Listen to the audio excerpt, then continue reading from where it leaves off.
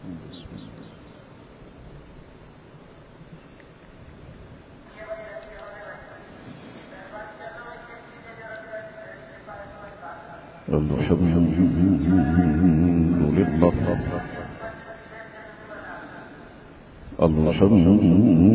لله نحمده ونستعينه ونستغفره ونؤمن به ونتوكل عليه ونعوذ بالله من شرور أنفسنا ومن سيئات أعمالنا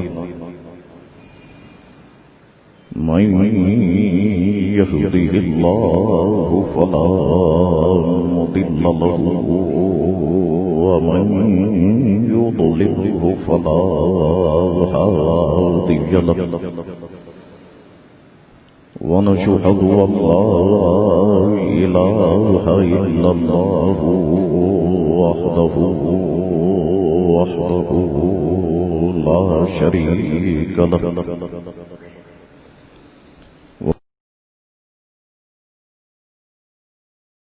على النبي يا أيها الذين آمنوا صلوا عليه وسلموا تسليما اللهم صل على سيدنا ونبينا ومولانا محمد معدن الجود والكرم وآله وبارك وسلم صلاة وسلاما عليك يا سيدي يا رسول الله الصلاة والسلام عليك يا رسول الله وعلى آلك وصحابك يا حبيب الله اللہ تبارک و تعالی کی حمد و ثنا اور دل کی گہرائیوں سے حضور رحمت عالم نور مجسم صلی اللہ تعالی علیہ وآلہ وسلم کی ذات اطہر پر درود پاک پڑھ لینے کے بعد برادران اسلام دعا ہے اللہ کریم سے کہ اللہ کریم ہم تمام مسلمانوں کے گناہوں کو معاف فرمائے اور ہم تمام مسلمانوں کو دین مبین کا نور کامل عطا فرمائے۔ محترم حضرات، جیسا کہ آپ کی علم ہے کہ سورہ المؤمنون پر میری گفتگو جاری ہے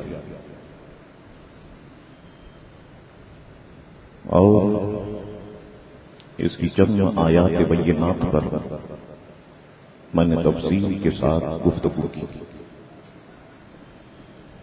مقصد اس سورہ مقدسہ پر گفتگو کرنے کا یہ ہے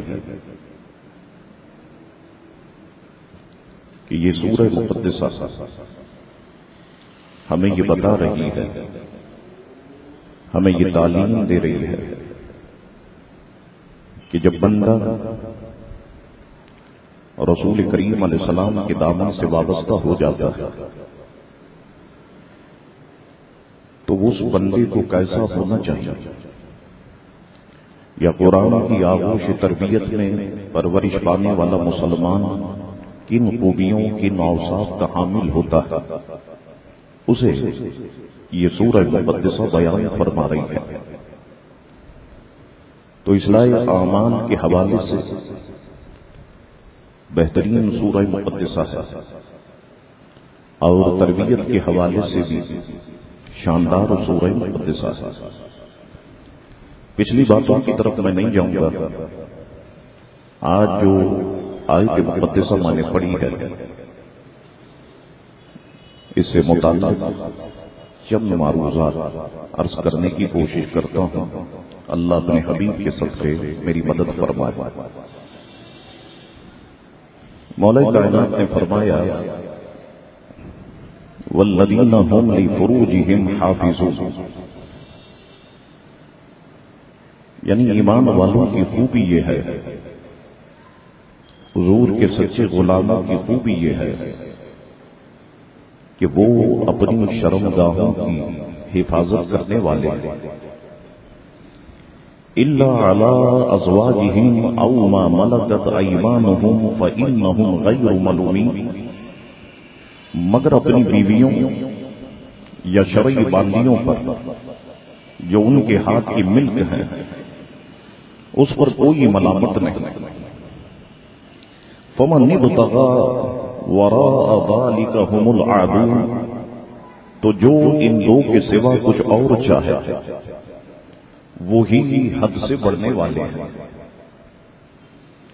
مفسرین کرام اس آیت مقدسہ کے تحت فرماتے ہیں کہ ایسا نہیں ہے کہ دین اسلام میں نفسانی خواہش کی تکمیل کلیتاً ممنوع ہو، حرام ہو، ناجائز ہو، ایسا نہیں ہے کہ مسلمان جوگیوں کے طریقے سے، مسلمان راہبوں کی طریقے سے، مسلمان سنیاسیوں کی طریقے سے بالکل شادی سے کنارہ کشی اختیار کر لیں، نکاح سے کنارہ کشی اختیار کر لیں۔ مفسرین فرماتے ہیں کہ اسلام میں ایسی کوئی بات نہیں، اور نہ ہی اسلام اس بات کی اجازت دیتا ہے کہ مسلمان مست ہاتھیوں کی طریقے سے، ریچھوں کی طریقے سے بہن بیٹیوں کی، ماؤں بہنوں کی عزت و آبرو برباد کرتا پھرے، اور اسلامی معاشرے کو لا علاج بیماریوں کے تحفے دیتا رہے۔ اسلام اس بات کی بھی اجازت نہیں دیتا، کیونکہ یہ چیزیں نئی نئی الجھنیں پیدا کرنے والی اور معاشرے کے اندر نہ ختم ہونے والی بیماریوں کو پیدا کرنے والی۔ تو مفسرین کرام فرماتے ہیں کہ اسلام اس بات کی اجازت نہیں دیتا، لیکن فرماتے ہیں کہ ہاں، اسلام میں نفسانی خواہش کے صرف دو طریقے، ایک طریقہ کہ بندہ نکاح کرے، شادی کرے، خواہ وہ عورت ہو یا مرد، اگر وہ یہ چاہتے کہ ہم نفسانی خواہش کی تکمیل کریں تو اس کے لیے نکاح ضروری ہے۔ اور دوسری بات کہ اپنی مملوکہ کنیز، یعنی پہلے دور کو اگر ہم دیکھیں تو ایسا ہوتا تھا کہ جب جنگ ہوتی تھی مسلمان اور کافروں کی، تو یہ کافر تو مسلمان نہ مردوں کو چھوڑتے، نہ عورتوں کو چھوڑتے، نہ بچوں کو چھوڑتے، یہ تو سب کی گردنیں اڑا دیتے۔ لیکن اسلام میں یہ طریقہ تھا کہ ان کے مرد جو ہاتھ آئیں گے وہ غلام بنیں گے، اور ان کی عورتیں جو ہاتھ آئیں گی وہ باندیاں بنیں گی۔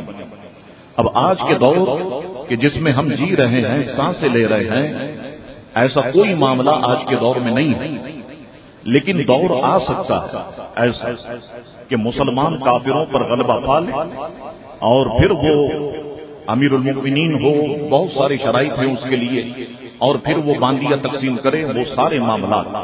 لیکن دو طریقے یہ آیت مقدسہ ہمیں تعلیم فرما رہی ہے، ایک تو نکاح ہے، اور دوسرا اپنی مملوکہ باندی، اپنی کنیز کے ساتھ بندہ جو ہے وہ نفسانی خواہش کی تکمیل کر سکتا ہے۔ اس کے علاوہ جتنے اور طریقے ہیں، یاد رکھنا نوجوانوں، وہ سارے کے سارے طریقے بالکل ناجائز ہیں، بالکل حرام ہے۔ اسلام اس کی سختی کے ساتھ ممانعت فرماتا ہے۔ یہ بات میں نے اس لیے کی کہ آج کے دور میں ایک فرقہ ایسا ہے کہ جو متع کو جائز سمجھتا ہے، متع کو وہ حلال سمجھتا ہے۔ اب میں ان سارے مجتہدوں سے کہتا ہوں جو ٹیلی ویژن پر آ کر کے ناٹک کرتے، ان سارے لوگوں سے کہتا ہوں کہ مجھے بتاؤ کہ اس آیت مقدسہ کے ہوتے ہوئے کیا اب کسی اور بحث کی گنجائش رہ جاتی ہے کہ قرآن مجید و فرقان حمید واضح طور پہ فرما رہا ہے الا علی ازواجہم او ما ملکت ایمانہم فانہم غیر ملومین، مگر اپنی بیویوں شرعی باندیوں پر جو ان کے ہاتھ کی ملک ہیں ان پر کوئی ملامت نہیں۔ کیا اس کے علاوہ اس آیت مقدسہ کے ہوتے ہوئے کسی بحث کی گنجائش رہ جاتی ہے؟ نہیں رہی، مگر وہ لوگ بضد ہیں۔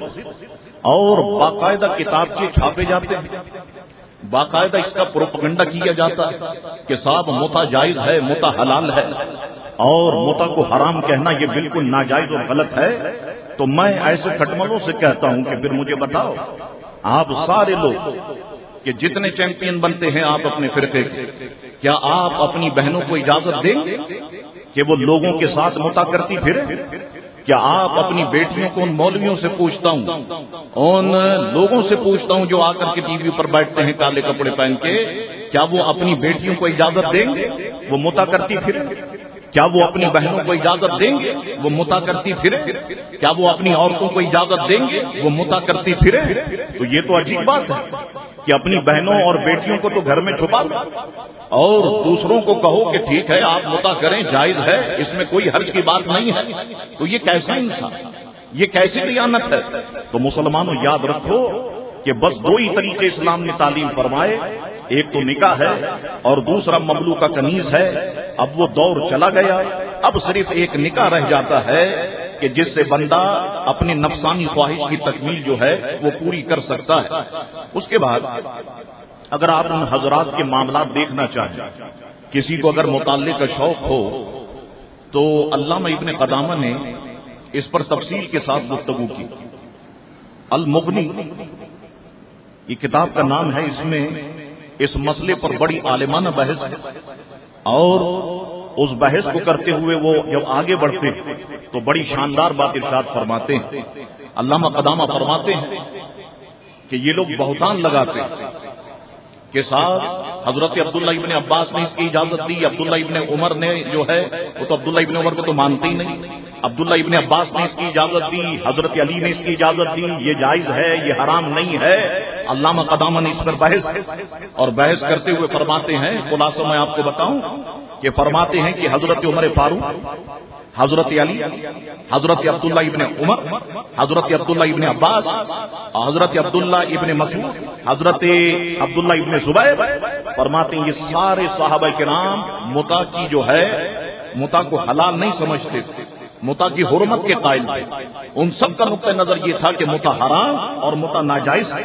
ائمہ مجتہدین میں سے ہم اگر اٹھائیں، امام مالک رحمت اللہ تعالی مدینہ شریف کے بہت زبردست عالم اور مجتہد، امام مالک رحمت اللہ تعالی نے متع کو حرام کہا، امام اعظم رحمت اللہ تعالی نے متع کو ناجائز کہا.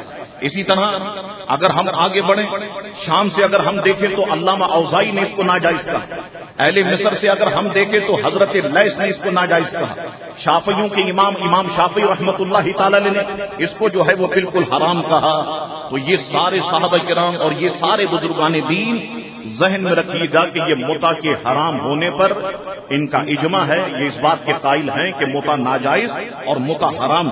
اب متع کے جواز پر وہ جو قول پیش کرتے ہیں عبداللہ ابن عباس رضی اللہ تعالیٰ عنہ کا، آئیے میں آپ کو بتاتا کہ علماء فرماتے ہیں یہ عبداللہ ابن عباس پر شدید بہتان، یہ الزام لگایا گیا عبداللہ ابن عباس پر کہ آپ متع کو جائز سمجھا کرتے تھے. بالکل نہیں، بلکہ ایک مرتبہ حضرت عبداللہ ابن عباس سے لوگوں نے متع سے متعلق سوال کیا، آپ بتائیے آپ متع کو جائز کہتے ہیں؟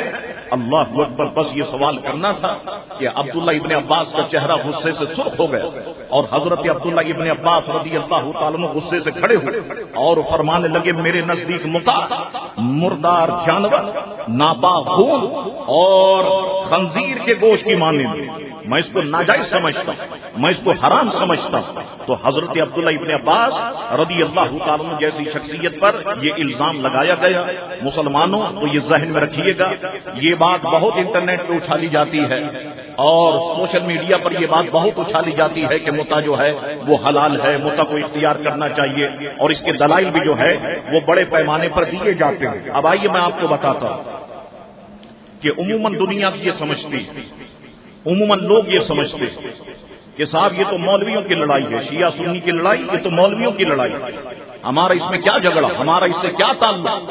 وہ تو اہل بیت کے چاہنے والے، وہ تو حضرت فاطمہ سے محبت کرنے والے، حضرت زینب سے محبت کرنے والے، حضرت سکینہ سے محبت کرنے والے، حضرت رباب سے محبت کرنے والے، وہ تو حسنین کے چاہنے والے، حسنین سے محبت کرنے والے۔ آپ دیکھتے نہیں وہ حسین اور حسن کی محبت میں اور اہل بیت کی محبت میں وہ تو آنکھ پر چلتے ہیں، وہ تو کوئلے پہ چلتے ہیں۔ کیا خاک کوئلے پہ چلتے ہیں؟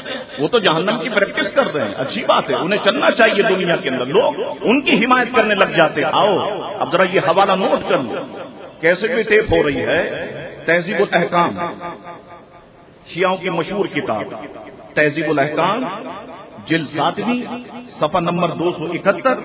یہ کتاب چھپی نجف اشرف سے۔ اس کا ایک باب ہے، باب تفصیل احکام النکاح، اس کا مصنف ہے ابو جعفر توسی۔ اب اس کی ایک عبارت میں سنانا نہیں چاہتا تھا لیکن آپ کو سناتا ہوں کہ لوگ یہ سمجھتے ہیں کہ بس ایسی بس معمولی سے اختلافات ہوں گے، نہیں۔ اب ذرا سنیے، جب اس عبارت پہ نظر پڑی تو خون کھول اٹھا اور خون آنکھوں میں اتر آیا، سر چکرانے لگ گیا کہ یہ لوگ کہ جو یہ کہتے ہیں کہ ہمیں اہل بیت سے محبت ہے، آئیے ان کی محبت میں آپ کو بتاتا ہوں کیا لکھتا ہے۔ یہ لکھتا ہے کہ خاندان اہل بیت کی خواتین کے ساتھ، خاندان نبوت کی خواتین کے ساتھ بھی متع کرنے میں کوئی حرج نہیں ہے۔ حضور علیہ الصلوۃ والسلام کے گھر کی بیٹیوں کے ساتھ، حضور علیہ الصلوۃ والسلام کے گھر کی بہنوں کے ساتھ یہ خبیث، یہ ملعون لکھتا ہے کہ ان کے ساتھ بھی متع کرنے میں کوئی حرج نہیں ہے۔ اب مجھے بتائیے ایسے عقیدے والوں کے ساتھ کیا دوستی ہو سکتی ہے؟ ایسا عقیدہ رکھنے والے کہ جو ممبر کی ایک سیڑھی پر ابو بکر لکھتے ہو، دوسری سیڑھی پہ فاروق اعظم لکھتے ہو، تیسری سیڑھی پر عثمان غنی لکھتے ہو، اس پہ پیر رکھ کر کے اوپر چلتے ہو، حضرت امیر معاویہ کا نام فرش پہ لکھتے ہو اور اس پر اچھلتے کودتے ہو، جوتے برساتے ہو، کیا ایسے لوگوں کے ساتھ دوستی ہو سکتی ہے؟ کیا ایسے لوگوں کے ساتھ محبت ہو سکتی ہے؟ آج بہت کھجلی ہے لوگوں ان کے ساتھ دوستی کرنے کی، ان کے ساتھ رشتے کرنے کی۔ یاد رکھو میری یہ بات کہ جو اہل بیت کا نہیں ہے، جو ابو بکر صدیق، فاروق اعظم اور عثمان غنی کا نہیں ہے، خدا کی قسم واضح موقع پہ ہم اہل سنت والجماعت کا کہ ہمارا بھی اس سے کوئی تعلق اور واسطہ نہیں، چاہے وہ کتنے اچھے کپڑے پہن لے، کتنی اچھی گفتگو کرے، ہم اہل سنت والجماعت کا جو ہے اس سے کوئی تعلق اور واسطہ نہیں ہے۔ تو خدا کے لیے نوجوانوں، آج کی گفتگو صرف آپ کے لیے ہے، بچنا اس چیز سے۔ یہ بہت دلائل دیں گے، بہت باتیں کریں گے، لیکن آپ پوری جو ہے مکمل طور پر بچنے کی کوشش کیجئے گا۔ اب واپس آئی قرآن مجید و فرقان حمید، یہاں پر فرما رہا ہے کہ مسلمانوں کی خوبی یہ ہے کہ مسلمان اپنی شرمگاہوں کی حفاظت کرنے والے۔ اب صرف ایک طریقہ رہ گیا نفسانی خواہش کی تکمیل کا، وہ نکاح ہے۔ اس کے علاوہ جتنے طریقے ہیں مزنی، میں بالکل کھل کے آپ سے مخاطب ہوں، ہاتھ سے منی نکالنا بالکل ناجائز، بالکل حرام، اور ایسے شخص کو ملعون قرار دیا گیا۔ اگر آپ احادیث کا مطالعہ فرمائیں، ملعون قرار دیا گیا۔ کیا مطلب؟ کہ ایسے شخص پر اللہ اور اس کے رسول کی لعنت جو یہ کام کرتا۔ ایک بات، اگر کوئی سمجھتا ہے کہ زنا کے ذریعے سے وہ نفسانی خواہش کی تکمیل کر سکتا ہے تو زنا سے بھی بالکل دور رہنے کا حکم دیا گیا، اور خاص طور پہ فرمایا گیا اور زنا کے قریب نہ جاؤ کہ بے شک وہ بہت بڑی برائی ہے۔ اور پھر میں آپ کو بتاؤں، اسی پر چلو میں گفتگو کر لیتا ہوں اور کئی باتیں آپ کو بتاتا ہوں آج میں اس سے متعلق کہ زنا سے اسلام کس طریقے سے دور رہنے کا حکم دیتا ہے۔ کیونکہ آج ہمارے معاشرے کے اندر زنا بڑی تیزی کے ساتھ پھیل رہا ہے، ہمیں نہیں معلوم ہمارے محلے ہی کے اندر ہم اگر دیکھیں، جائزہ لیں تو بعض مکانات ایسے ہیں کہ جہاں پر یہ کام ہوتے ہیں، ہمیں نہیں معلوم۔ ہمارے معاشرے میں زنا پھیل رہا ہے، مسلم دنیا کے اندر زنا اپنے عروج پر پہنچ گئے، اور یہ زنا کیا نقصانات لاتا ہے، اس زنا سے دنیا اور آخرت میں کیا ہوگا۔ آج نوجوانوں صرف یہ بات میں آپ کو بتانا چاہتا ہوں، اس سے پہلے میں ایک واقعے کی طرف آتا ہوں، کیونکہ ظاہر سی بات ہے ہم انسان ہیں، اب دل یہ چاہتا ہے کہ نفسانی خواہش کی تکمیل ہو اور انسان کہاں تک برداشت کرے۔ اس لیے حکم دیا گیا کہ ایسا نوجوان کی جو برداشت نہیں کر سکتا یا ایسی عورت، اسے حکم دیا گیا کہ وہ روزے رکھے۔ اور صحابہ کرام کثرت کے ساتھ روزے رکھا کرتے، ہمارے اکابر بزرگان دین کثرت کے ساتھ روزے رکھا کرتے، کیونکہ روزہ ایک ایسی چیز ہے جو نفس کو مارتا ہے، اور روزے میں وہ طاقت اور وہ قوت نہیں ہوتی جو روزے کے علاوہ بدن کے اندر ہوتی ہے، ایک بات۔ اور دوسری بات یہ ہے کہ روزہ یہ روح کو مضبوط کرتا ہے، جتنی غذائیں ہیں یہ جسم کو مضبوط کرتی ہیں، اور روزہ روح کو مضبوط کرتا ہے۔ جب روح مضبوط ہوتی ہے، روحانی طاقت مضبوط ہوتی ہے، پھر انسانوں کے قدم گناہوں کی طرف نہیں جاتے، نیکیوں کی طرف آتے۔ اس لیے آپ دیکھتے ہیں کہ ماہ رمضان المبارکہ میں مسلمانوں کا ہجوم مساجد میں ہوتا ہے، مسلمانوں کا ہجوم دینی محفل میں ہوتا ہے۔ اس کی وجہ یہی ہے کہ روحانیت انسان کی مضبوط ہو جاتی ہے، مسلمان کی روحانیت مضبوط ہو جاتی ہے۔ اب ہوا کیا؟ حضور علیہ الصلوۃ والسلام اپنی محفل میں جلوگر، صحابہ کرام کے جھرمٹ میں حضور کریم علیہ الصلوۃ والسلام موجود ہیں۔ ایک نوجوان محفل میں آئے، آنے کے بعد وہ نوجوان کھڑے ہوئے اور عرض کرنے لگے، یا رسول اللہ صلی اللہ علیہ وسلم، میں آپ سے ایک چیز کی اجازت لینے آیا، آپ مجھے ایک کام کی اجازت دے دیں۔ حضور علیہ الصلوۃ والسلام نے ارشاد فرمایا، کہو کس کام کی اجازت لینے آئے؟ عرض کی، یا رسول اللہ صلی اللہ علیہ وسلم، آپ مجھے زنا کی اجازت دیں کہ میں زنا کروں۔ اللہ اکبر، حضور کی بارگاہ میں سوال کہ آپ مجھے زنا کی اجازت دیں کہ میں زنا کروں۔ صحابہ کرام کے چہرے غصے سے سرخ ہو کہ ہمارے آقا کی بارگاہ میں اس نے کیا سوال کر دیا، لیکن حضور کریم علیہ الصلوۃ والسلام نے صحابہ کرام کی طرف تو نظر کی اور صحابہ کرام سے فرمایا، اس نوجوان کو میرے قریب کر۔ اب وہ نوجوان حضور کے قریب ہے۔ اب دیکھیے حضور کس شاندار طریقے سے تربیت فرما رہے۔ وہ نوجوان حضور کے قریب ہوا، حضور کریم علیہ السلام نے ارشاد فرمایا، یہ بتا کیا تم اس بات کو پسند کرو گے کہ کوئی تمہاری ماں کے ساتھ یہ فعل کرے؟ اس نے کہا، نہیں یا رسول اللہ صلی اللہ علیہ وسلم۔ کیا تم اس بات کو پسند کرو گے کوئی تمہاری بہن کے ساتھ یہ فعل کرے؟ نہیں یا رسول اللہ صلی اللہ علیہ وسلم۔ کیا تم اس بات کو پسند کرو گے کوئی تمہاری بیٹی کے ساتھ یہ فعل کرے؟ نہیں یا رسول اللہ صلی اللہ علیہ وسلم۔ کیا تم اس بات کو پسند کرو گے کوئی تمہاری خالہ کے ساتھ یہ فعل کرے؟ نہیں یا رسول اللہ صلی اللہ علیہ وسلم۔ کیا تم اس بات کو پسند کرو کہ کوئی تمہاری پھوپھی کے ساتھ یہ فعل کرے؟ نہیں یا رسول اللہ صلی اللہ علیہ وسلم۔ پھر حضور نے فرمایا، تو پھر کوئی کیسے پسند کرے گا کہ اس کی ماں کے ساتھ یہ فعل ہو، اس کی بیٹی کے ساتھ یہ فعل ہو، اس کی بہن کے ساتھ یہ فعل ہو، اس کی پھوپھی کے ساتھ یہ فعل ہو، اس کی خالہ کے ساتھ یہ فعل ہو؟ یعنی حضور یہ بتانا چاہ رہے ہیں کہ تم جس سے زنا کرو گے وہ کسی کی بیٹی تو ہوگی، کسی کی بہن تو ہوگی، کسی کی پھوپھی تو ہوگی، یا کسی کی ماں تو ہوگی، یا کسی کی خالہ تو ہوگی۔ اللہ اکبر۔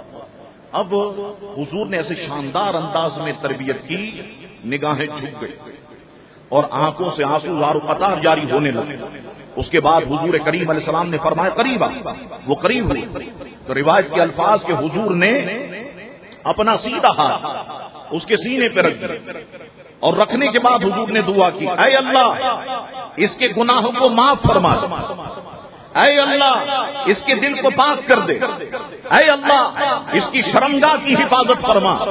صحابہ کرام فرماتے ہیں بس یہ حضور کی دعا کا اثر تھا، ہم نے مرتے دم تک اس کو دیکھا کہ اس نے نگاہ اٹھا کر پھر کسی غیر عورت کی طرف نہیں دیکھا۔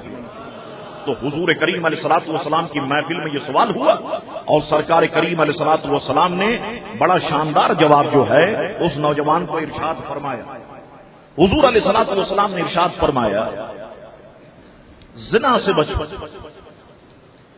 اس میں 6 خرابیاں ہیں، غور سے سنیے۔ فرمایا میرے حضور نے کہ زنا سے بچو، اس میں 6 خرابیاں ہیں، 3 دنیا میں ہیں اور 3 آخرت میں ہیں۔ صحابہ کرام نے سوال کیا، رسول اللہ صلی اللہ علیہ وسلم وہ 6 خرابیاں کون سی ہیں، ان کی وضاحت فرمائے۔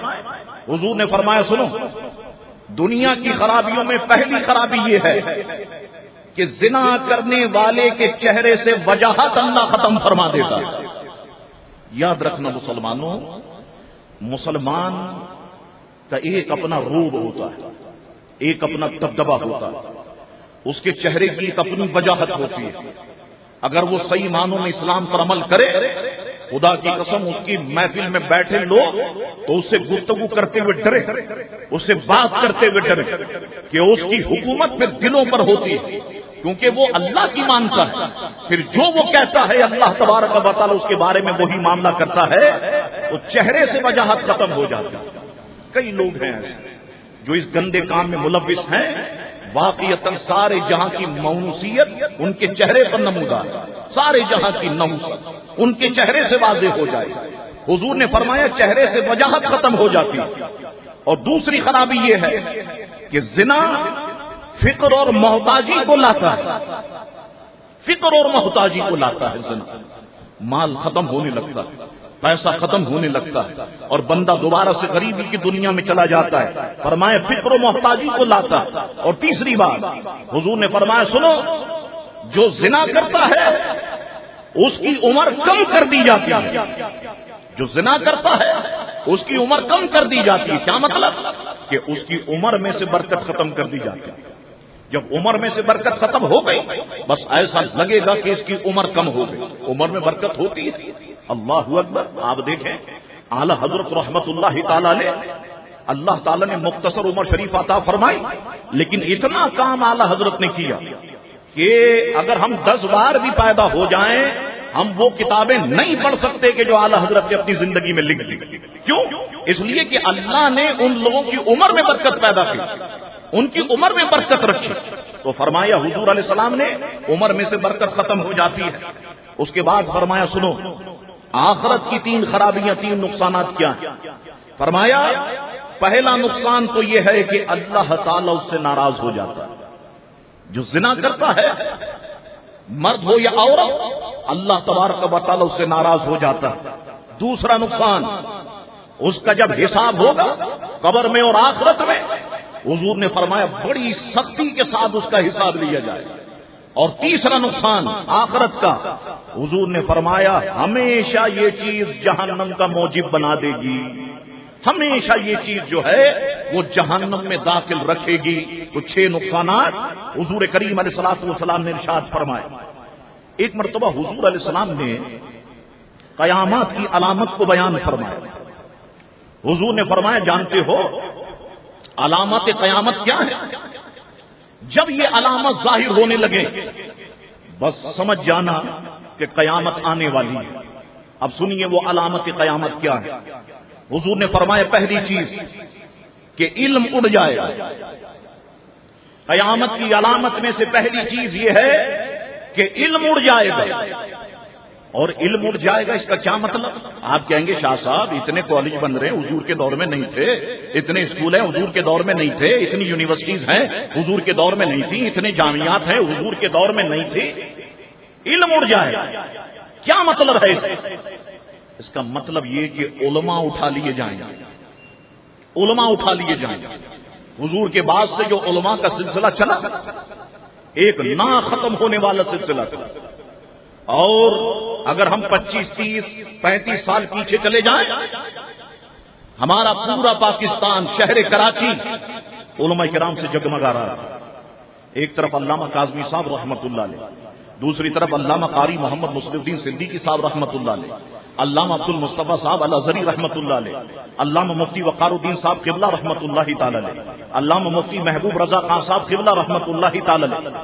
تو کراچی پاکستان اگر ہم صرف اپنے ملک اپنے شہر کی بات کریں علماء سے بھرا ہوا تھا، لیکن آج میں کہتا ہوں سنی مسلمانوں اپنے مشہور علماء مجھے تم گن کے تو بتاؤ۔ میں سمجھتا ہوں ایک ہاتھ کی یہ انگلیاں کافی ہوں۔ مشہور اگر علماء دیکھنا چاہتے ہو، جو مشہور علماء ان میں سے اکثر ایک عمر کا حصہ گزار چکے اب اپنے بستر پر موجود ہیں، اور نوجوان اس طرف راہی نہیں ہو رہا، اس طرف راغب نہیں ہو رہا، خود علماء کے گھر کے اندر علماء کی اولاد عالم نہیں بن رہی۔ تو حضور علیہ السلام نے فرمایا علم اڑ جائے گا، اس کا مطلب یہ کہ علماء اٹھا لیے جائیں گے۔ تو علماء اٹھا لیے گئے، گنتی کے کچھ علماء رہ گئے، اور جب علماء اڑ گئے تو ان جگہوں پر جہلا آ کر کے بیٹھ گئے، جاہل آ کر کے بیٹھ گئے۔ اور آپ دیکھیں کہ اب ہر چیز جو ہے، میں ٹی وی پر جب مولویوں کو سنتا ہوں مفتیوں کو، اب صرف 2-3 چیزیں رہ گئی ہیں. ایک شراب کا حلال قرار دینا رہ گیا، ایک سود کا رہ گیا، ایک رشوت کا رہ گیا. باقی تو تمام چیزیں جو ہے وہ مفتیوں نے تقریباً جائز قرار دے دی ہیں. تو جہلا اس جگہ پر آ جائیں گے، اس جگہ پر آ کر کے بیٹھ جائیں گے، علم اڑ جائے گا، علماء اٹھا لیے جائیں گے.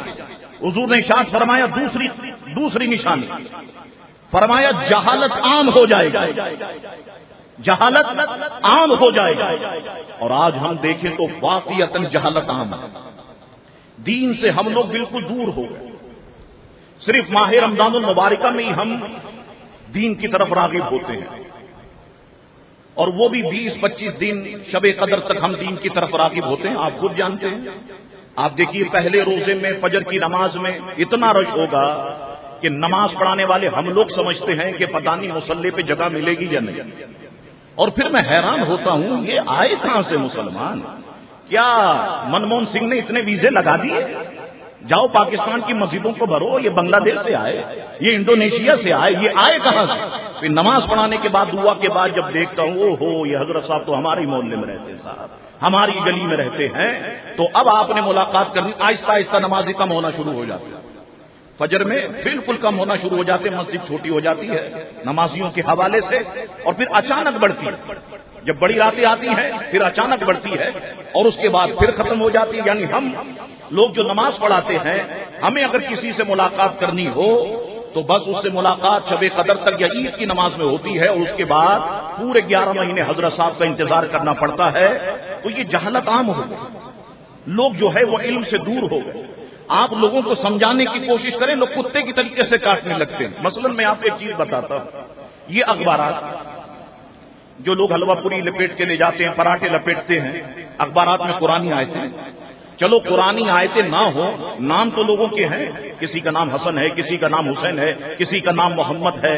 لوگ اسی سے ہاتھ صاف کرتے ہیں، اور ہاتھ صاف کرنے کے بعد اسی کو جو ہے وہ گٹر میں پھینک دیتے ہیں، کچرے میں پھینک دیتے ہیں.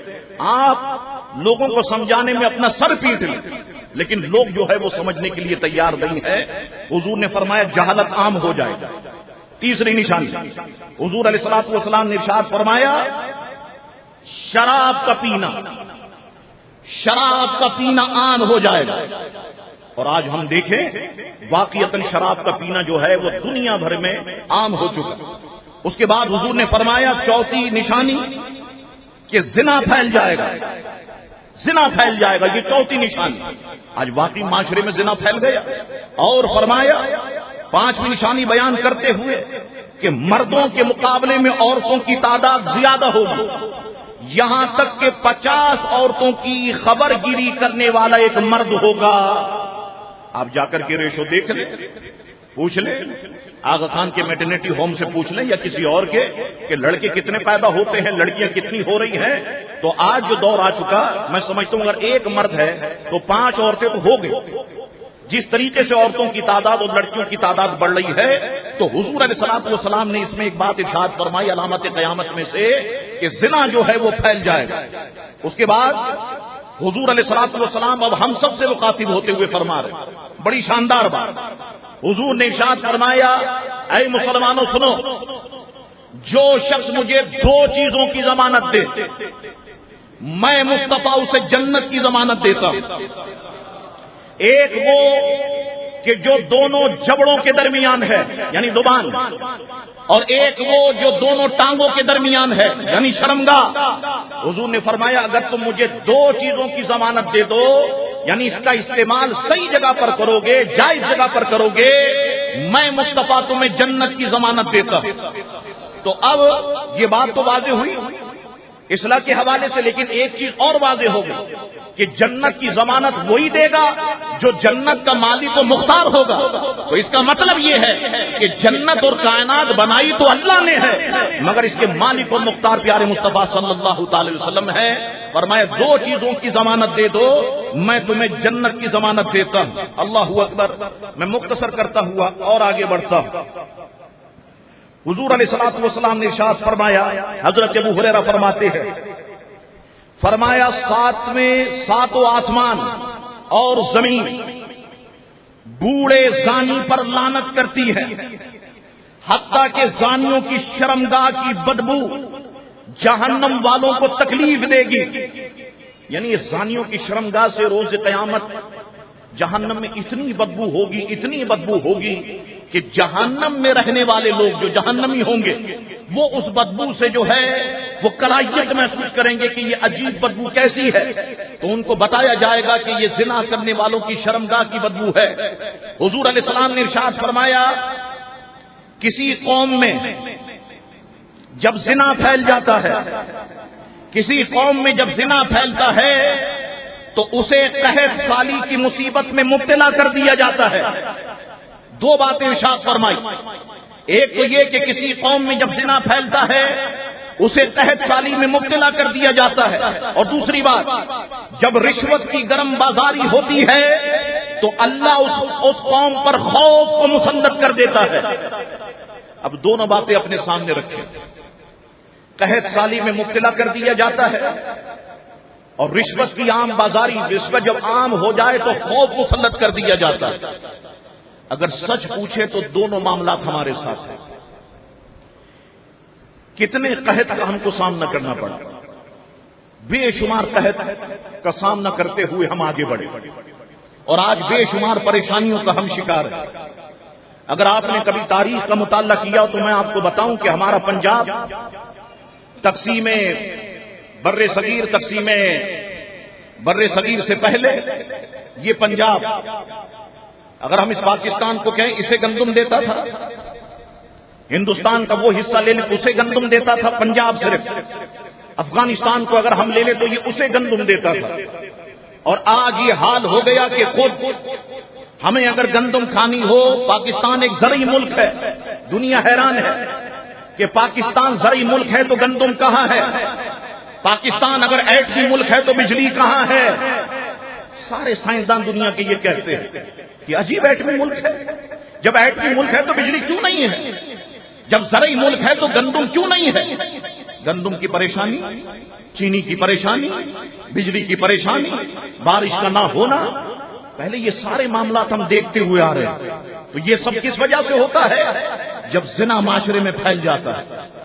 اور زنا جب آپ کہیں شاہ صاحب ہم تو نہیں کرتے، ہم تو اس کام سے دور ہے، لیکن ہم کسی کرنے والے کو روکتے بھی تو نہیں ہیں، ہم تو اس سے دوستی کرتے ہیں، اس سے تعلقات بڑھاتے ہیں. تو ہمیں سوچنا ہوگا کہ ہم بھی مجرم نہیں بن رہے ان معاملات میں، کہ ایسے لوگوں کی رسپیکٹ کرتے ہوئے، ایسے لوگوں کی قدر کرتے ہوئے. تو حضور نے ارشاد فرمایا قحط سالی میں مبتلا کر دیا جاتا ہے. اور دوسری بات فرمایا جب رشوت عام ہوتی ہے اس قوم پر خوف کو مسلط کر دیا جاتا ہے. مجھے آج سچ بتاؤ، ہم جتنے بیٹھے ہیں مجھ سمیت، کیا ہم خوف میں مبتلا نہیں ہیں؟ ڈر ہے ابھی کہیں دھماکہ نہ ہو جائے. صبح نکلتے ہیں خوف ہے کہیں فائرنگ کی لپیٹ میں نہ آ جائے. شام میں نکلتے ہیں مارکیٹ میں ہوتے ہیں خوف ہے کہیں بازاروں میں بم دھماکہ نہ ہو جائے. خوف ہے کہیں بتے کی پرچی نہ آ جائے. سیٹھ صاحب آ نہیں رہے 2 مہینے سے، صاحب کہیں بتے والے نہ آ جائے، کوئی فون نہ کرا دیے جائے. خوف میں مبتلا، ڈر میں مبتلا. اور یہ تو چلو یہ عام باتیں میں آپ کو بتا رہا ہوں. جنگ کے حوالے سے اگر ہم لیں کہ اگر ہمیں ہندوستان سے جنگ کرنا پڑے، کبھی نہیں کر پاتے، کبھی نہیں کر سکیں گے ہم جنگ ہندوستان سے. ایک خوف مسلط ہے ہمارے وجود پر کہ صاحب وہ تو اتنا بڑا ملک ہے، اتنی بڑی طاقت ہے، اتنا سب کچھ ہے، ہم کیسے مقابلہ کر سکتے ہیں؟ ایک خوف. لیکن میں آپ کو سچ بتاؤں، مسلمان جب صحیح معنوں میں اپنے آپ کو سمجھ لے میں مسلمان ہوں، وہ کامیابی کے راستے پر بہت آگے تک بڑھ سکتا ہے. دیکھو یہ جتنے ہندو ہیں یہ گائے کو خدا کہتے ہیں یا نہیں؟ اور روزانہ ہم گائے کا گوشت کھاتے ہیں یا نہیں؟ تو جس قوم کے خدا کو کاٹ کے کھا جائیں تو سوچو ہم بندوں کا کیا حل کریں. لیکن رشوت کی بازاری عام ہو گئی، رشوت عام ہو گئی تو خوف ہم سب پر مسلط ہو گیا. لیکن ہاں ایسے مسلمان ہیں کہ اللہ تبارک و تعالیٰ نے انہیں خوف سے بالکل بے نیاز کیا ہوا، کسی قسم کا کوئی خوف نہیں. تو حضور علیہ الصلوۃ والسلام نے اس چیز کی طرف بھی جو ہے وہ اشارہ فرمایا. اس کے بعد حضرت عبداللہ ابن عباس فرماتے ہیں کہ حضور نے فرمایا جس بستی میں زنا اور سود پھیل جائے، زنا اور سود دونوں ہمارے معاشرے میں ہیں، جس بستی میں زنا اور سود پھیل جائے تو گویا اس بستی کے لوگوں نے اپنے لیے عذاب الہی کو دعوت دے دی ہے. بالکل ایسا ہی ہے. یہ سارے عذابات جو ہم پر مسلط ہیں اس کی وجہ یہی ہے کہ ہمارے معاشرے میں زنا بھی پھیل چکا اور ہمارے معاشرے کے اندر جو ہے وہ سود بھی پھیل چکا. اللہ اکبر. اب تھوڑے واقعات کی طرف میں آتا ہوں اور ایک دو باتیں آپ کی خدمت میں عرض کرتا ہوں. حضرت موسیٰ علیہ السلام نے ایک مرتبہ عرض کی، اے میرے اللہ، اے میرے مالک، میرے خالق، تو یہ مجھے بتا کہ تو زانی کو کیا سزا دے گا، زنا کرنے والے کو کیا سزا ملے گی؟ تو اللہ تعالیٰ نے ارشاد فرمایا، اے میرے کلیم، میں اسے آنکھ کی اتنی وزنی زرہ پہناؤں گا، آنکھ کا لباس اتنا وزنی پہناؤں گا کہ اگر اسے پہاڑ پہ رکھ دیا جائے تو وہ ریزہ ریزہ ہو جائے. اتنی وزنی زنا، اتنی وزنی جو ہے زرہ پہناؤں گا. اور شیطان کو 1000 بدکار مردوں سے زیادہ ایک بدکار عورت پسند ہے. 1000 بدکار مرد ایک طرف اور ایک بدکار عورت یعنی ایک زانیہ عورت ایک طرف.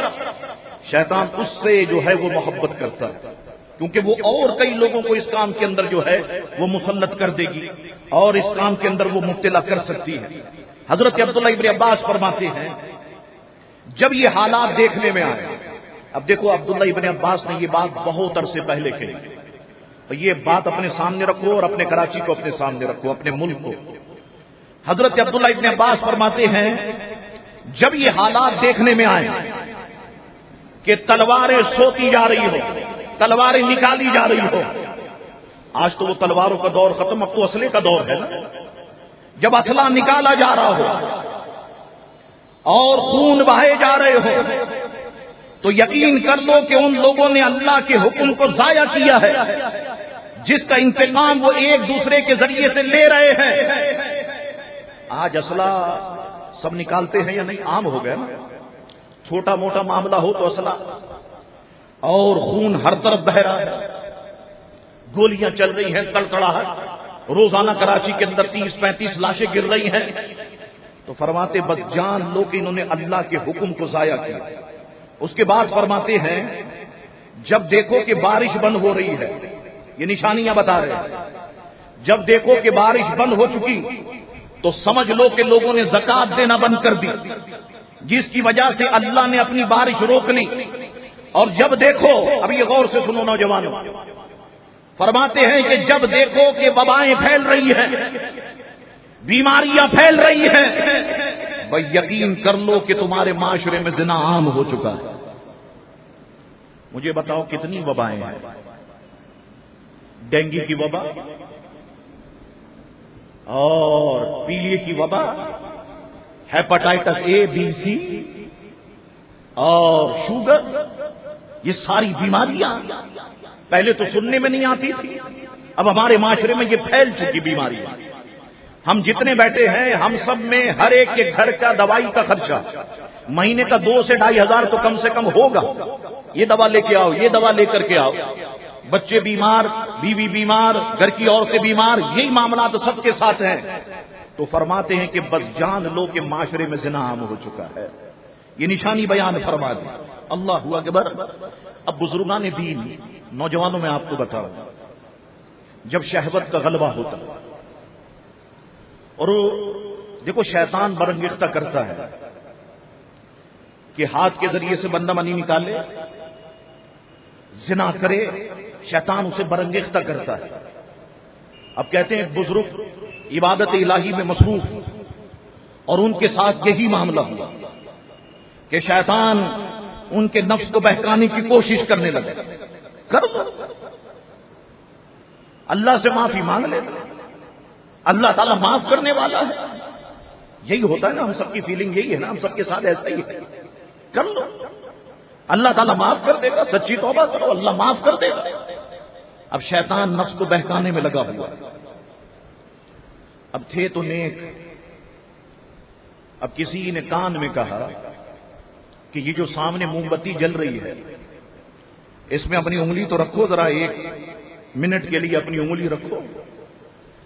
بس اگر تم اس آنکھ کو برداشت کر سکتے ہو تو سمجھ لو کہ تم دوزخ کی آنکھ کو بھی برداشت کر لو. یہ خیال دل میں آیا، کسی نے ڈالا. انہوں نے واقعتاً موم بتی کی فلیم پر اس کی روشنی پر جب انگلی رکھی تھوڑی دیر میں چمڑا جلنے لگا، کر کے اپنی انگلی اس آنکھ میں سے نکال دی اور پھر سوچنے لگے کہ یہ دنیا کی آنکھ اور دوزخ کی آنکھ میں بہت فرق ہے کہ دنیا کی آنکھ تو کتنی بار برف میں بجھائی گئی ہے، اس کے بعد اس کی شدت کا یہ عالم ہے، تو پھر دوزخ کی آنکھ کی شدت کا یہ عالم پھر کیا ہوگا؟ زارو قطار رونے لگ گئے اور اللہ تبارک و تعالی کی بارگاہ میں عرض کرنے لگے کہ اللہ تیرا لاکھ لاکھ شکر ہے کہ تو نے مجھے اس برائی سے روک دیا، کہ جس برائی کی طرف میرے قدم نکلنے والے تھے۔ تو ذرا یہ سوچنا ہوگا ہمیں کہ کیا ہم اس دنیا کی اس عذاب کو، آنکھ کی عذاب کو برداشت کر سکتے ہیں کہ جو کہ ہم دوزخ کے عذاب کو جو ہے وہ برداشت کریں؟ اللہ اکبر۔ حضور علیہ السلام نے ارشاد فرمایا، اب زانی کے ساتھ معاملہ کیا ہوگا؟ حضور نے بالکل واضح کر دی ایک ایک چیز۔ حضور نے فرمایا سنو، زانی لوگ روز قیامت اس حال میں لائے جائیں گے کہ ان کے چہروں سے آگ بھڑکتی ہوگی، شرمگاہوں کی بدبو سے لوگوں کے درمیان پہچانے جائیں گے، ان کو منہ کے بل جہنم کی طرف گھسیٹا جائے گا۔ پھر جب وہ دوزخ میں داخل ہوں گے تو درگاہ جہنم آنکھ کی قمیض انہیں پہنائے گا۔ اگر زانی کی اس قمیض کو اونچی پہاڑ کی چوٹی پر رکھ دو ایک لمحے کے لیے تو وہ جل کے راکھ ہو جائے۔ اس کے بعد درگاہ جہنم کہے گا، اے عذاب جہنم کے فرشتوں، زانیوں کی آنکھوں کو آنکھ کی سلائیوں سے داغ دو۔ یاد رکھو، زنا کئی قسم کا ہے۔ ایک تو وہ زنا ہے جو میں بتا رہا ہوں اور آپ سمجھ رہے ہیں، زنا آنکھوں کا بھی ہے، غیر محرم کو دیکھنا، ایک بار نظر پڑی ہٹا لو، شریعت اسے معاف کہتی ہے۔ بار بار گھوم کر کے دیکھنا، بار بار گور کر کے دیکھنا، یہ آنکھوں کا زنا۔ اپنے ہاتھوں کو غیر محرم عورتوں پہ لگانا، یہ ہاتھوں کا زنا۔ کانوں سے غیر عورتوں کی یا ویسے بھی گانے بازوں کی آواز سننا، یہ کانوں کا زنا۔ ان ٹانگوں سے چل کر کے زنا کے اڈوں تک جانا، یہ ٹانگوں کا زنا۔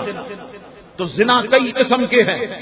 اب یہاں پر حضور علیہ السلام نے ارشاد فرمایا کہ اللہ کا حکم ہوگا عذاب جہنم کے فرشتوں، زانیوں کی آنکھوں کو آنکھ کی سلائیوں سے داغ دو۔ جس طرح کے حرام کی طرف انہوں نے نظریں ڈالی اور آنکھ کی زنجیروں سے ان کے ہاتھوں کو باندھ دو، جس طرح کے یہ حرام کی طرف ہاتھ بڑھتے تھے اور آنکھ کی بیڑیاں ان کے پاؤں میں ڈال دو، جس طرح کے یہ حرام کی طرف چلتے تھے، فرشتگان عذاب کہیں گے ضرور ضرور ہم اسی طرح کرتے ہیں، تو وہ ان کے ہاتھوں کو آنکھ کی زنجیروں سے، پاؤں کو بیڑیوں سے جکڑ دیں گے، آنکھوں کو آنکھ کی سلائیوں سے داغ دیں گے، وہ چیخیں گے، اے فرشتگان عذاب ہم پر رحم کرو، ایک لمحے کے لیے عذاب کم کر دو۔ اس پر فرشتے کہیں گے ہم رحم نہیں کر سکتے، کیونکہ آج اللہ تعالیٰ تم پر غضبناک ہے، آج اللہ تبارک و تعالیٰ تم پہ غضبناک ہے، ہم جو ہے وہ رحم نہیں کر سکتے۔ حضور علیہ السلام نے فرمایا، جس نے اپنی آنکھوں کو نظر حرام سے پر کیا، یعنی غیر عورتوں کو دیکھا، ننگی عورتوں کو دیکھا، جس نے اپنی آنکھوں کو ہر نظر حرام سے پر کیا، اللہ اس کی آنکھوں کو جہنم کی آنکھ سے پر کرے گا، اور جس نے حرام کردہ عورت سے زنا کیا، اللہ اسے اس کی قبر سے پیاسا، روتا، غمگین، سیاہ اور تاریکی میں کھڑا کرے گا۔ اب یہاں پر یہ بات بڑی قابل توجہ ہے، جس نے حرام کردہ عورت سے زنا کیا، کیا مطلب؟ جس نے بہن سے زنا کیا، جس نے ماں سے زنا کیا، جس نے خالہ سے زنا کیا، جس نے پھوپھی سے زنا کیا، یعنی وہ عورتیں کہ جنہیں نکاح میں رکھنا حرام، ان سے نکاح نہیں ہو سکتا، بہن سے نکاح نہیں ہو سکتا، ماں سے نکاح نہیں ہو سکتا، کسی نے زنا کیا۔ آپ کہیں گے شاہ صاحب کیا ایسا ہو سکتا ہے؟ ہو سکتا کیا، ہو رہا ہے، ہو رہا ہے ایسا۔ میں آپ کو کیا بتاؤں کہ ہم کس دلل کی طرف جا رہے ہیں، آپ اس کا تصور نہیں کر سکتے۔ جن مسائل کو میں سنتا ہوں خواتین کے تو رونگٹے کھڑے ہو جاتے ہیں کہ انسان کس قدر بھیڑیا بن چکا ہے، لوگ بہنوں کے ساتھ زنا میں لگے ہوئے ہیں، لوگ ماں کے ساتھ زنا میں لگے ہوئے ہیں. آپ پچھلے ہفتے کا اخبار اٹھا کے دیکھیں کہ ماں نے اپنے داماد سے شادی کر لی، اور بیٹے ماں کو اٹھا کر کے لے گئے اور ماں کو مارنے لگے. یہ اخبارات اور میڈیا سے دکھا رہا ہے. تو ہم تو معاشرے کے ایک جانور بنتا جا رہا ہے، انسان تباہی کی طرف جا رہا ہے. فرمایا اگر کوئی ایسا، یہ اللہ کی حدود ہے، اللہ نے قائم فرما دی. بہن سے نکاح حرام، ماں سے نکاح حرام، جو حدود قائم فرما دی. اب اگر کوئی ان کو توڑے گا تو اس نے اللہ کی حدود کو توڑا. اب اس پر شدید عذاب ہوگا. تو ہوگا کیا؟ قبر سے اسے پیاسا اٹھایا جائے گا، روتے ہوئے اٹھے گا، غمگین اٹھے گا، سیاہ اور تاریکی منہ سے کھڑا کر دیا جائے گا. اس کی گردن میں آگ کا طوق اور اس کے جسم پر قطران کا لباس ہوگا. اللہ تعالیٰ اس سے کلام نہیں کرے گا، بات نہیں کرے گا، اور نہ اسے پاک صاف و ستھرا کرے گا، بلکہ اللہ کی طرف سے اس کے لیے دردناک عذاب ہوگا. اللہ کی طرف سے اس کے لیے جو ہے وہ دردناک عذاب ہوگا. اللہ اکبر. حضور علیہ السلام نے ارشاد فرمایا، تھوڑا سا وقت ہے، فرمایا جس نے شادی شدہ عورت سے زنا کیا، یہ بھی عام ہو گیا. جتنی مستی کواروں کو نہیں ہے اتنی مستی شادی شدہ مردوں کو اور عورتوں کو ہے. عام ہو گیا. اچھے خاصے شادی شدہ ہیں، بیٹیاں ہیں، بچوں کے باپ ہیں، پھر بھی دوسری عورتوں کے ساتھ معاملات. اچھا، وہ دوسری عورت بھی سمجھتی ہے جتنا وہ شادی شدہ مرد کو آسانی سے کیپچر کر لے گی، غیر شادی شدہ مرد کو وہ نہیں کر سکتی. یہ آسانی سے کیپچر جب ہوگا پھر وہ اس کے ساتھ کھیلے گی، کیونکہ وہ شادی کو چھپانا چاہے گا، اس کام کو وہ چھپانا چاہے گا. اور اگر شادی بھی کر لیتا ہے، عموماً میں دیکھتا ہوں ایسی عورتیں شادی شدہ لوگوں کو ہی تلاش کرتی ہیں. چلو وہ شادی بھی کر لے گا، چھپانا چاہے گا. زنا تو بات کی بات، یہ تو جائز کام کیا، لیکن چھپانا چاہے گا. کہیں بیوی کو نہ پتہ چل جائے، کہیں بچوں کو نہ پتہ چل جائے، اور اسے معلوم یہ مالدار آدمی ہے، میں جو کہوں گی یہ مجھے دے گا. یہ تو نکاح کا معاملہ ہے. تو آپ سوچیں پھر زنا کا معاملہ کیا ہوگا. تو اللہ اکبر. جس نے شادی شدہ عورت سے زنا کیا تو اس عورت اور اس مرد پر قبر میں اس امت کا آدھا عذاب ہوگا. اس امت کا آدھا عذاب اس شادی شدہ مرد، اس عورت پر اگر اس نے کیا ہے، شادی شدہ ہے، وہ ہوگا. اور جب قیامت کا دن ہوگا پھر کیا ہوگا؟ فرمایا اللہ تعالیٰ اس عورت جس کی یہ بیوی ہے اور اس مرد کی نیکیاں اس عورت کے شوہر کی طرف لوٹا دے گا. جس نے زنا کیا ہے اس کی نیکیاں اسے دے دے گا، اس کے گناہ اس کے نامہ اعمال میں ڈال دیے جائیں گے. حضور نے فرمایا پھر ایسا جو ہے وہ معاملہ ہوگا. حضور نے فرمایا شب معراج مجھے آسمانوں پر لے جایا گیا تو میں نے کچھ مرد اور عورتوں کو سانپ اور بچھوؤں کے ساتھ قید دیکھا. بچھو تھے کہ ڈنگ مارتے تھے، سانپ انہیں ڈستے تھے. ہر شرمگاہ کی جگہ ایک سوراخ تھا جس میں بچھو گھستے تھے اور ان سوراخوں میں گھس کر ڈستے تھے، گوشت کو کاٹتے تھے. ان شرمگاہوں سے پیپ بہتی تھی جس کی بدبو سے دوزخی چلاتے تھے، اور وہ ان کی چیخ پکار سے بے نیاز تھے، وہ سنتے نہیں تھے. میں نے جبریل سے دریافت کیا، جبریل یہ کون لوگ ہیں جن کے ساتھ یہ معاملہ ہو رہا ہے؟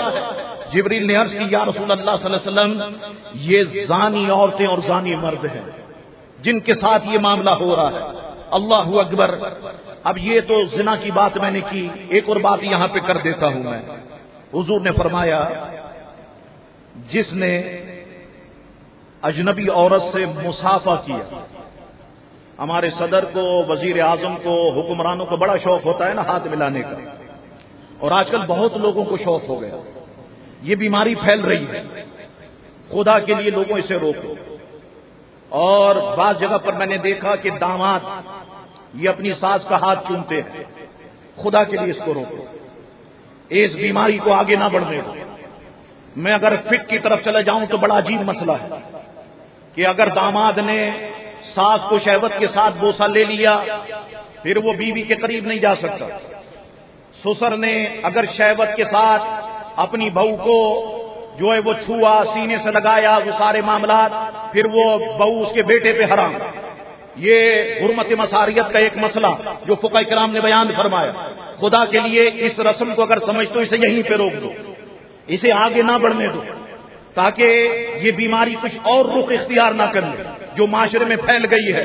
ٹھیک ہے، ساس اپنی جگہ پہ، داماد اپنی جگہ پہ، لیکن اتنی قربت نہیں ہونی چاہیے، اتنی نزدیکی نہیں ہونی چاہیے، یہ کئی بیماریوں کو جنم دے دے گی۔ اور یہ کانسیپٹ ذہن میں نہ رکھیں کہ ساس تو بوڑھی ہوتی ہے، بڑی ہوتی ہے، نہیں، بعض ساسیں ہیں جو جوان بھی ہیں، جلدی شادی ہوئی، اولاد ہو گئی اور ان کی شادی ہو گئی، یہ بھی معاملات ہیں۔ خدا کے لیے اس چیز کو روک دو یہیں پر، اس کو آگے نہ بڑھاؤ، ورنہ کئی اور دروازے جو ہے وہ برائی کے کھل جائیں گے۔ حضور نے فرمایا جس نے اجنبی عورت سے مصافحہ کیا وہ روز قیامت آنکھ کی زنجیروں سے اس کے ہاتھ گردن پر بندھے آئے گا۔ اب اگر اس نے اس سے زنا کیا تو بارگاہ رب العزت میں اس کی ران کہے گی۔ اگر یہ انکار کر رہا ہوگا تو جسم کے اعضاء کہنے لگ جائیں گے، مولا جھوٹ بولتا ہے، مجھ سے کیا ہے، مولا جھوٹ بولتا ہے، مجھ سے پکڑا ہے، مولا جھوٹ بولتا ہے، مجھ سے ہی بوسے لیے ہیں۔ تو اس وقت بتاؤ کہ رب کی بارگاہ میں کتنی ذلت اور رسوائی کا جو ہے وہ سامنا کرنا پڑے گا۔ تو حضور علیہ الصلوۃ والسلام نے اس چیز کی شدید مذمت فرمائی۔ اب میں تمہیں بتاتا ہوں نوجوانوں، دیکھو رکنا بڑا مشکل کام ہے، میں سچ کہہ رہا ہوں آپ سے، آسان نہیں ہے۔ آج کے دور میں جہاں پر انٹرنیٹ، جہاں پر صرف 2-3 بٹن پہ کچھ لکھو تو ننگی تصویریں آپ کے سامنے ہیں، اس دنیا کو جاگتی آنکھوں کے ساتھ دیکھو، یہ سب کا ہم نے سامنا کرنا پڑ رہا ہے روزانہ۔ انٹرنیٹ اس کا نیگیٹو بھی ہے، پازیٹو بھی ہے، لیکن پاکستانی ہمیشہ نیگیٹو ہی جاتے ہیں اور ہر چیز کا کوئی نیگیٹو نکالنے کی کوشش کرتے ہیں۔ موبائل نیگیٹو بھی ہے، پازیٹو بھی ہے، لیکن نیگیٹو استعمال بہت زیادہ ہے۔ اور موبائل کمپنی نے دیکھا جب نیگیٹو استعمال اتنا زیادہ ہے، 7 بجے سے صبح 7 بجے تک لگے رہو فری۔ اب تو وہ ٹیکس آ گیا تو اب یہ بھی پریشان ہونا جو ہے وہ شروع ہو گئے۔ تو وہ سارے معاملات، فیس بک آپ کے سامنے، کسی کو نیٹ بھی چلانا نہیں آتا تو اس نے فیس بک سے نیٹ چلانا سیکھ لیا، وہ سارے معاملات آپ کے سامنے، یوٹیوب آپ کے سامنے، بے حیائی جو ہے وہ اپنے عروج پر۔ ٹھیک ہے، میں مانتا ہوں رکنا بہت مشکل ہے، لیکن اگر تم رک گئے پھر ہوگا کیا؟ سنو ذرا، ایک واقعہ میں آپ کی خدمت میں بیان کرتا ہوں، باتیں اور بہت ہے اور گفتگو ختم کرتا ہوں۔ حضرت عبداللہ ابن عمر فرماتے ہیں حضور علیہ السلام نے ارشاد فرمایا، سابقہ زمانے میں، یہ بنی اسرائیل کی بات حضور بیان فرما رہے ہیں، اور حضور نے ایک مقام پہ فرمایا بھی کہ بنی اسرائیل کے واقعات پڑھو کیونکہ ان میں بڑی عجیب و غریب چیزیں ہوئی، اسے پڑھو یعنی کہ ہمیں کچھ سیکھنے کو ملے۔ اب دیکھیے اب میں پڑھتا ہوں اور ہمیں سیکھنے کو کیا ملتا ہے، ذرا اس پر توجہ کریں۔ عبداللہ ابن عمر فرماتے حضور نے فرمایا سابقہ زمانے میں 3 شخص، 3 دوست سمجھ لیں آپ، سفر پر نکلے۔ اب ہوا کیا، گزر رہے تھے تو بارش برسنا شروع ہو گئی۔ اب یہ اپنے آپ کو کہ بھیگ نہ جائیں، اپنے آپ کو بچانے کے لیے غار میں انہوں نے پناہ لی، تینوں نے یہ غار میں پناہ لی۔ ابھی تھوڑی دیر ہوئی، ایک بڑا سا پتھر پہاڑ سے آ کے گرا سیدھا غار کے منہ پر اور غار بند ہو گئی۔ اب یہ تینوں بڑے پریشان، پوری طاقت لگا دی، پتھر ہلنے کے لیے تیار نہیں، کیا کیا جائے؟ لگتا ہے کہ ہماری قبر اب یہیں پہ بنے گی، نہ روٹی نہ پانی کچھ بھی نہیں، سانس بھی بڑی مشکل سے لی جا رہی ہے، کیسے جیئیں گے، مر جائیں گے۔ زارو قطار رونے لگ گئے، زارو قطار رونے لگ گئے۔ اس کے بعد کسی کے ذہن میں یہ بات آئی کہ ایسا کرتے ہیں ہم اپنی نیکیوں کو اللہ کی بارگاہ میں وسیلہ بناتے ہیں۔ ہم نے زندگی میں کوئی نہ کوئی تو نیکی کی ہوگی، یقیناً ایک نہ ایک نیکی تو ایسی ہوگی کہ جس کی بنیاد پر ہم کہہ سکتے ہیں کہ اللہ ہماری دعا قبول کرے گا، اس وسیلے کی بنیاد پر۔ اب تینوں سوچنے لگ گئے۔ اب ایک کے ذہن میں یہ بات آئی، ایک کہنے لگا سر کو سجدے میں رکھ کر، اے اللہ تبارک و تعالی، تیرے علم میں یہ بات ہے کہ میں جب کھانا لے کے گھر پہنچتا تھا، پہلے میں کھانا اپنے ماں باپ کو کھلاتا تھا، اس کے بعد میں کھانا اپنے بیوی بچوں کو کھلاتا تھا، چاہے کچھ ہو جائے، میرے بچے روتے رہیں، بیوی روتی رہے، پہلے میں بوڑھے ماں باپ کو کھانا کھلاتا تھا، اس کے بعد اپنے بیوی بچوں کو کھلاتا تھا۔ اے اللہ تیرے علم میں یہ بات ہے، ایک بار میں دودھ لے کر کے آیا اور دودھ میں نے برتن میں ڈالا اپنے ماں باپ کو پلانے کے لیے گلاس وغیرہ میں، تو جب میں ماں باپ کی طرف گیا تو میرے ماں باپ سو چکے تھے. میں کھڑا رہا وہ برتن اپنے ہاتھوں پر لے کر کہ ابھی اٹھیں گے تو انہیں پلاؤں گا، ابھی اٹھیں گے تو انہیں پلاؤں گا. ادھر میرے بچے رو رہے تھے، میری بیوی پریشان تھی، وہ بھوک سے بلک رہے تھے. مولا لیکن مولا تو جانتا ہے، ساری رات گزر گئی، میں اپنے ہاتھوں میں دودھ کے برتن لے کے ماں باپ کے لیے کھڑا رہا. اور مولا میں نے وہ نیکی صرف تیری رضا کے لیے کی تھی، صرف اس لیے کہ مولا تو راضی ہو جائے. اے اللہ اگر میری وہ نیکی تیری بارگاہ میں مقبول ہے، مولا یہ مصیبت آن پہنچی، بڑی طاقت لگا دی، یہ پتھر ہٹنے کے لیے تیار نہیں ہے. اے اللہ کرم فرما، میں نیکی کو وسیلہ بناتا ہوں، اس پتھر کو اس غار پر سے ہٹا دے. حضور فرماتے اس نے جب یہ بات کہی تو پتھر غار پر سے تھوڑا سا ہٹ گیا، تھوڑا سا ہٹ گیا، روشنی نظر آنے لگی. اب دوسرا ان کا دوست یہ بھی سجدے میں گر گیا، کہنے لگا اے اللہ تبارک و تعالی، تو جانتا ہے کہ میں لوگوں سے مزدوری کراتا اور جب مزدوری کراتا تو میں اس کی رقم دیتا مزدور کو. ایک دن میں مزدور لے کر کے آیا، انہوں نے مزدوری کی، ایک مزدور اپنا معاوضہ لیے بغیر چلا گیا، باقی سارے مزدوروں کو میں نے معاوضہ دیا اور وہ آیا نہیں، کئی دن ہو گئے. تو مولا میں نے اس کے پیسوں سے اس کی جو مزدوری تھی بکریاں لے لی، بکرے اور بکریاں. ان بکرے اور بکریوں میں برکت ہو گئی، وہ بڑھنا شروع ہو گئے، اتنے بڑے کہ ایک میدان بھر گئے. پھر کافی سالوں کے بعد وہ مزدور آیا اور مجھ سے کہنے لگا خدا سے ڈر، میں نے فلاں دن فلاں سال فلاں وقت تیرے گھر میں مزدوری کی تھی اور تو نے میری مزدوری مجھے نہیں دی، لا مجھے میری مزدوری دے. تو میں نے اس سے کہا یہ جانور دیکھ رہا ہے، یہ سارے تیرے ہیں، لے جا سب تیرے ہیں. وہ کہنے لگا مذاق کرتے ہو؟ نہیں مذاق نہیں کر رہا، تو مزدوری چھوڑ کے چلا گیا، میں نے بکرے اور بکریاں خرید لی، اس میں دیکھ اتنی برکت ہو گئی، یہ سب تیرا. وہ حیران ہو گیا اور لے کے چلا گیا. مولا میں مال چھپا بھی تو سکتا تھا، کچھ دے دیتا اس کو، لیکن یہ کام میں نے صرف تیری رضا کے لیے کیا. مولا اگر میری یہ نیکی تیری بارگاہ میں مقبول ہے، اے اللہ تبارک و تعالی غار پر سے اس بڑے سے پتھر کو ہٹا دے. بس یہ دعا اس نے کی، پتھر تھوڑا سا اور ہٹ گیا. اب نکلنے کا راستہ نہیں ہے، روشنی آ رہی ہے. دونوں نے تیسرے سے کہا کہ تو نے بھی تو کوئی نیکی کی ہوگی، اس کو وسیلہ بنا دے. اب یہ سجدے میں گر گیا. اب سننا نوجوان،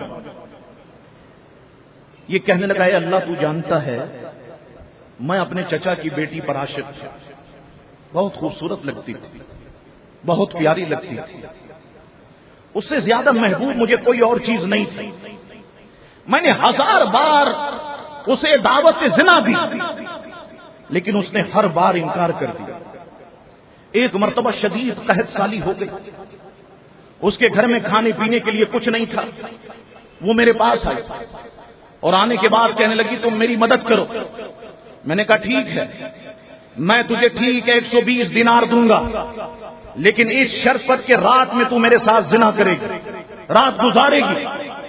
مطلب وہ اس کام کے لیے تیار ہو گئی. میں نے 120 درہم اسے دے دی، کمرہ تیار ہو گیا، زنا کی جگہ تیار ہو گئی، وہ بستر تیار ہو گیا. میں بہت خوش تھا کہ آج تو موقع مل گیا. وہ بستر پر بالکل تیار تھی. مولا جیسے ہی میں اس کے قریب گیا تو وہ مجھ سے کہنے لگی تو اللہ سے نہیں ڈرتا، تجھے اللہ کا خوف نہیں ہے؟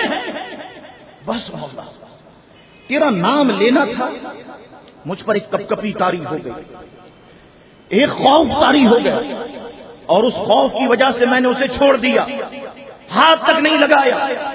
مولا میں چاہتا زنا کر سکتا تھا لیکن صرف تیری رضا کے لیے میں اس زنا سے دور رہا. اے اللہ اگر میری یہ نیکی تیری بارگاہ میں مقبول ہے، مولا اس پتھر کو پورا یہاں سے ہٹا دے. حضور فرماتے اس نے نیکی کو وسیلہ بنایا، اللہ نے غار پر سے سارا پتھر ہٹا دیا. نوجوانوں مشکل کام ہے، میں تم سے کہتا ہوں واقعی مشکل ہے۔ ممبر پہ بیٹھ کے باتیں کرنا بہت آسان ہے، لیکچر دینا بہت آسان ہے، عملی طور پر اس سے بچنا بہت مشکل ہے، بہت مشکل کام ہے۔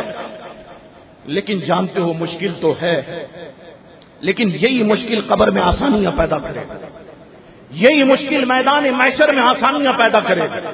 اگر تم نے زنا سے تم بچ گئے، خواب میں خدا کی قسم آمنہ کے لال کا دیدار تمہیں میدان محشر کی سختی سے نجات دے گا، اور میدان محشر میں اللہ حضور کی شفاعت تمہارے حق میں قبول فرما لے گا، اور وہ فخر کی بات ہوگی کہ حضور روز محشر فرمائیں گے کہ یہ ہے وہ نوجوان کہ زنا ان کے قریب آیا، لیکن میری احادیث ان کے سامنے تھی، یہ زنا کے قریب نہ بڑھے۔